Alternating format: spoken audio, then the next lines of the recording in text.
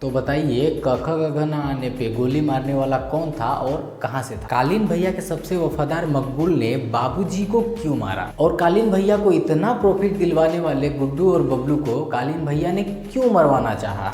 नहीं पता ना, बस ये क्विक रिकेप देखो, सारी यादें ताजा हो जाएंगी।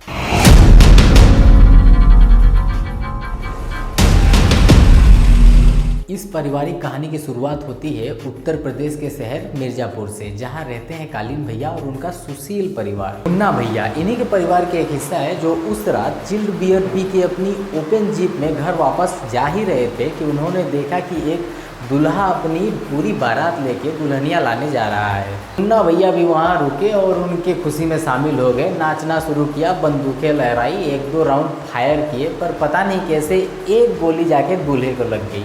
अब दूल्हा अपना पूरा बारात छोड़ के वहाँ से यमलोक चला गया। इतने बड़े कांड का पता कैसे न चलता कालीन भैया को। पहले तो बहुत बिगड़े मुन्ना पर, लेकिन फिर उन्होंने ये जिम्मा मुन्ना को ही दिया कि ये जो तुम कांड किए हो इसको तुम ही ठीक करोगे। मुन्ना भैया इसके लिए पहले से ही रेडी थे और वो पहुंच गए गुड्डू पंडित के घर उनके पापा को समझाने, यानी वकील साहब को समझाने कि ये केस वेस का लफड़ा छोड़ो और जियो और शांति से जीने दो। यही सब कहा सुनी हाथापाई में बदल गई और मिस्टर पूर्वांचल रहे हमारे गुड्डू भैया कूट दिए मुन्ना एंड गैंग को। ये जानते हुए कि मुन्ना कालीन भैया के सुपुत्र हैं, गुड्डू और बबलू ने इनको कूटा है, इस बात का पता जब कालीन भैया को चला तो वो गुस्सा होने की बजाय और इम्प्रेस हो गए इनकी डेयरिंग से और इन दोनों को अपने यहाँ ही काम पर रख लिया। अपने पापा के इस व्यवहार से मुन्ना को बहुत बुरा लगा और इसके ऊपर स्वीटी इनको भाव ना देकर उल्टा गुड्डू से ही सेट हो गई। मतलब मुन्ना भैया का टाइम ही खराब चल रहा है, लेकिन गुड्डू और बबलू का टाइम बहुत ही अच्छा चल रहा था। बबलू का दिमाग और गुड्डू की डेयरिंग दोनों मिलके कालीन भैया के गन्स का व्यापार बहुत अच्छे से संभाल लिए और काफ़ी ज़्यादा प्रॉफिट उनको कमा के दिए, जिससे वो कालीन भैया के खास बनते गए। उधर कॉलेज इलेक्शन में गोलू ने मुन्ना भैया के खिलाफ पर्चा भर दिया, जिसके गुस्से में मुन्ना भैया ने गुड्डू की बहन डिम्पी को ही उठवा लिया। इस चीज़ से कालीन भैया को बहुत बुरा लगा और उन्होंने सबके सामने मुन्ना भैया को कंटाप लगा दिया, जिससे मुन्ना भैया पूरी तरह से टूट गए और इन सब का दोषी गुड्डू और बबलू को मानने लगे। इसके बाद पुलिस के हमले से अंडरग्राउंड हुए गुड्डू और बबलू दोनों को रतिशंकर शुक्ला धोखे से अपने एरिया में बुलाता है और उनको अपने गैंग में शामिल होने के लिए ऑफर करता है। ऑफर तक तो ठीक था, लेकिन रति चाचा ने थोड़ा गलती कर दिया गुड्डू को माँ की गाली देकर।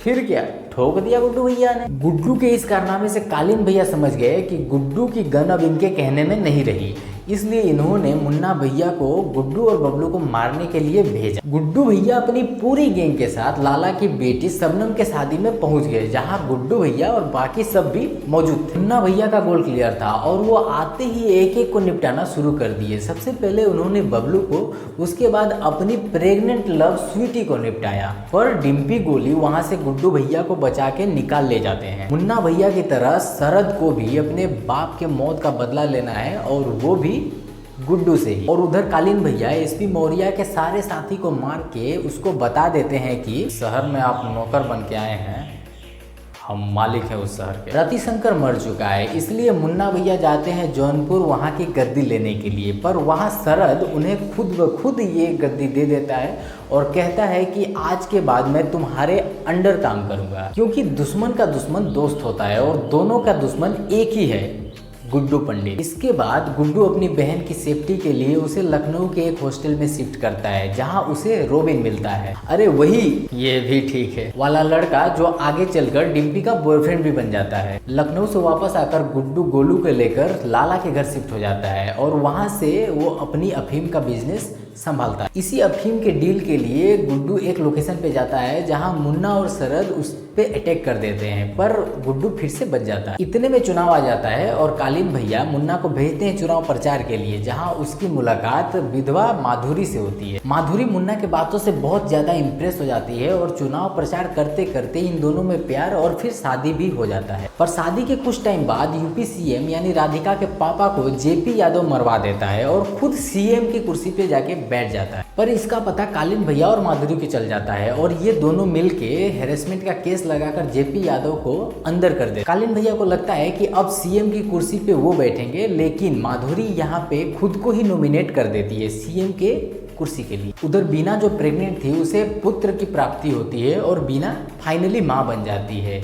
लेकिन बाप कौन बना है ये तो मुझे नहीं पता है। आपको अगर पता है तो आप कमेंट करके जरूर बताएं। दद्दा त्यागी तो याद ही होंगे, अरे वही जो अद्धा थे जिनको सीढ़ियों की जरूरत पड़ती थी, उनके लड़के शत्रुघ्न को बहला फुसला कर गोलू अपना सारा काम निकलवा लेती है। पर गुड्डू के पापा मौर्य से मिलकर गुड्डू को ही अरेस्ट करवा देते हैं ताकि वो जेल में सेफ रहे। लेकिन जब उनको पता चलता है कि मौर्य गुड्डू का एनकाउंटर करने वाला है तो वो खुद मौर्य को मार के गुड्डू को बचाते हैं। आखिर बाप तो बाप ही होता है। मकबूल जो कालीन भैया का सबसे ज्यादा वफादार था, उसके घर पे जाके मुन्ना भैया बाबर को मारना चाहते थे, लेकिन गलती से मकबूल की अम्मा भी मर गई, जिसका बदला लेने के लिए मकबूल बाबूजी को मारने आता है, जहां बीना और दूसरी नौकरानी भी उसे ज्वाइन कर लेती। बाबूजी के अंतिम संस्कार पे मुन्ना गुस्से में आता है कालीन भैया को मारने और मिर्जापुर का कंट्रोल अपने हाथों में लेने के लिए, पर वो कालीन भैया पे गोली नहीं चला पाता है। लेकिन उसी वक्त गुड्डू और गोलू की गैंग आके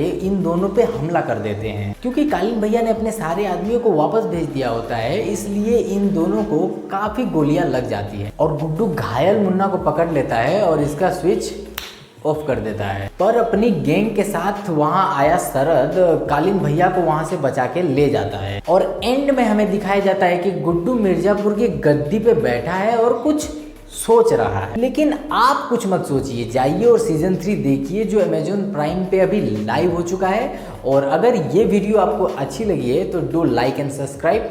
टाटा बाय बाय।